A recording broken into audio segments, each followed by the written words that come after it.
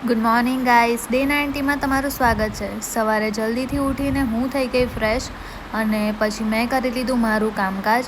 Bedding કરી દીધી, ઘરની થોડી સાફ સફાઈ કરવાની હતી એ કરી, કેમ કે આજે મારી મમ્મી ઘરે નહોતી એટલે ઘરનું પણ બધું જ કામ મારે કરવાનું હતું।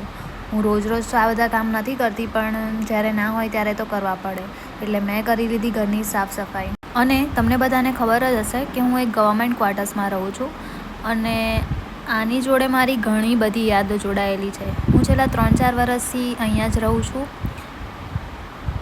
અને હું ક્યાંય પણ જાઉં તો મને એવું થાય, મને મારું પેલું ઘર યાદ નથી આવતું, પણ આ ઘર ચોક્કસથી યાદ આવે છે।